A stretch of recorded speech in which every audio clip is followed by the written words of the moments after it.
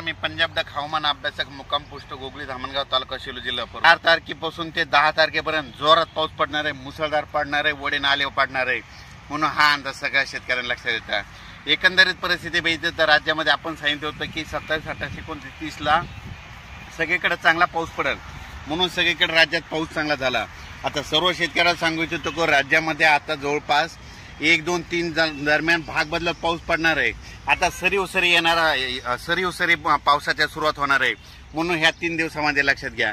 म्हणजे 1 जुलै 2 जुलै 3 आणि 4 जुलैपर्यंत राज्यामध्ये आता सरी उसरीचा पाऊस येणार आहे म्हणून हा अंदाज लक्षात घ्या।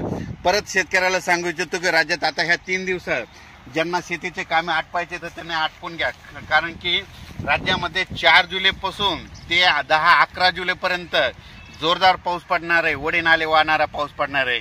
ठिकठिकाणी छोटे छोटे तळे असतील तर त्याच्यामध्ये पाणी येणार आहे म्हणून हा अंदाज लक्षात घ्यायचा।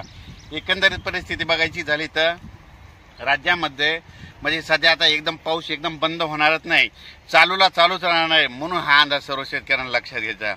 अचानक जर कधी वातावरण झालं तर लगेच एक मी ताबडतोब मेसेज देतच असतो, पण तरी परंतु सर्व शेतकऱ्याला सांगू इच्छितो ह्या 3-4 दिवसामध्ये 3 जुलैपर्यंत तुम्ही शेतीचे कामे आटपा, कारण की राज्यामध्ये 4 ते 10 दररोज वेगवेगळ्या भागात जोराचा पाऊस पडणार आहे म्हणून हा अंदाज लक्षात घ्यायचा।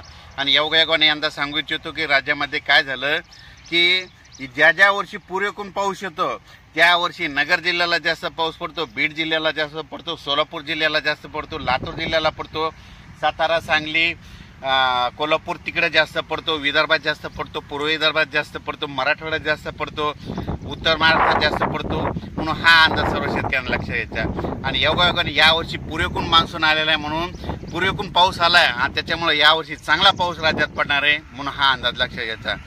म्हणून सर्व परत सांगतो की राज्यामध्ये 4 जुलै ते 11 जुलैपर्यंत राज्यात चांगला पाऊस पडणार आहे, म्हणजे वडे नाले वाहणारा पाऊस असणार आहे। दररोज वेगवेगळ्या